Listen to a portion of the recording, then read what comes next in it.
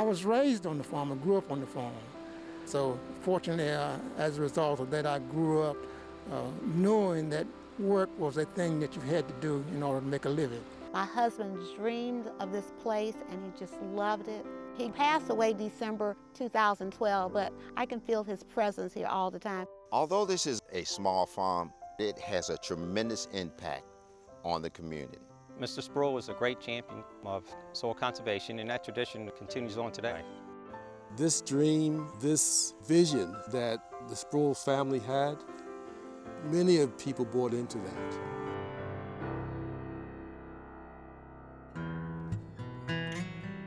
It's a 108-acre farm, but we do many things. My husband was a person, he labored in the fields, but he was a labor of love to plant those peas or beans, and that's how we're raising the children, like we're raising those plants from those seeds. As the manager of the farm, I'm most proud of the quality of the produce that we provide. We do a southern-style vegetable farming. We do lima beans, we also do string beans, some collards, we do okra.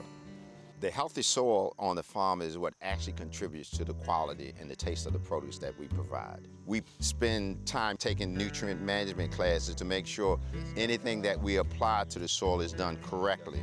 If you really take care of the soil, you create a strong vegetable that has its own defenses against pests. And that again helps in controlling pests and the amount of pesticides that you use. It provides quality to the farm but doesn't do any damage to the critical areas which are around the farm. This property sits right on Tracy's Creek.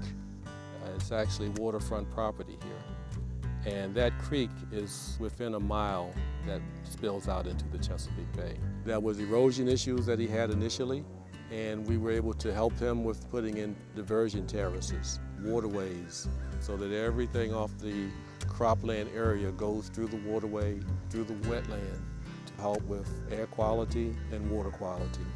He also experimented from time to time with cover crops. They groom the waterways and diversions so they're not overgrown, there's no woody vegetation in there.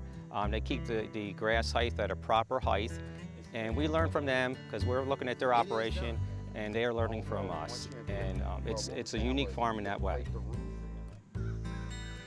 Besides being a full working farm, there's an educational component to this farm, an outreach component as well. Their mission is not only to grow vegetables, but to educate young adults and children that maybe have not experienced a farm setting before.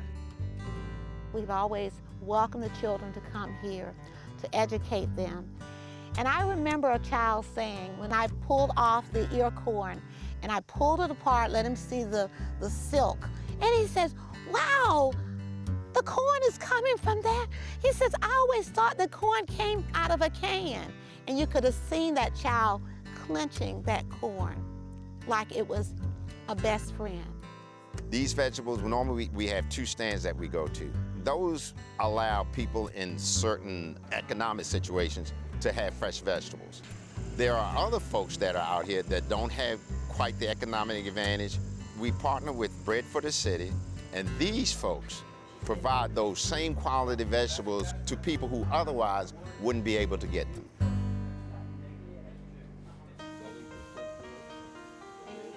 The farm has an impact on students, young adults, and also other farmers who participate in the field days. It truly is a community effort. This farm needed a lot of conservation when he purchased this property, a lot. And it took 20-something years of working with him. And to have the opportunity is one of those high points of our careers. Nothing comes easy. And so the education is in me too, that I want to make his legacy to continue. There are certain benefits from it.